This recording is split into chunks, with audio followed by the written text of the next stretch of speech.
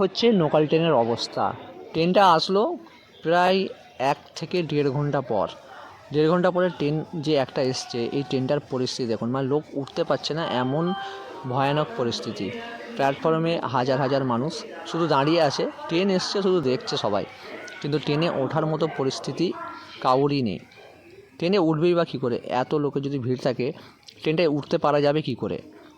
কিছু কিছু লোক উঠছে খুব কষ্ট করে, আবার কিছু লোক ভিড়ের কারণে উঠতেও পারছে না, মানে চাইছে যে ট্রেনে উঠবে কিন্তু উঠতে পারছে না, ট্রেনে কোনো স্পেস নেই। 1.5 ঘন্টা পর এই যে ট্রেনটা, লোকাল ট্রেনটা এসছে, আসার পর থেকে এত চাপ হয়ে গেছে ট্রেনটার ভিতরে যে লোক যে ভিতরে ঢুকবে এই দরজা থেকে ঢুকতে পারছে না। ভিতরে পুরো টাইট হয়ে গেছে, মানুষ জ্যাম পুরো। এই দেখতে পাচ্ছেন প্রত্যেকটা সিটের ভিতরেও মানুষ কিন্তু দাঁড়িয়ে আছে। তো 1-1.5 ঘন্টা পর যদি এরকম লোকাল আসে তো ভিড় তো হবেই।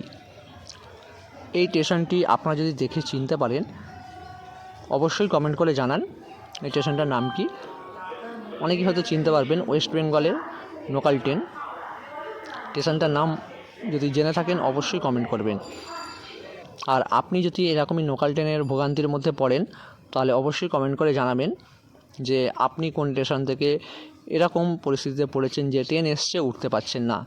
তো আমরা তো কোনোভাবেই এই ট্রেনে উঠতে পারলাম না, এত ট্রেনে ভিড়, মানে ওঠার কোনো স্পেসই নেই। স্টেশনে যে লোকগুলি ছিল 90% লোক ট্রেনে উঠতে পারেনি। তার আগে থেকেই ট্রেনে প্রচণ্ড রকম ভিড় হয়ে ট্রেনটি এই স্টেশনে ঢুকেছে।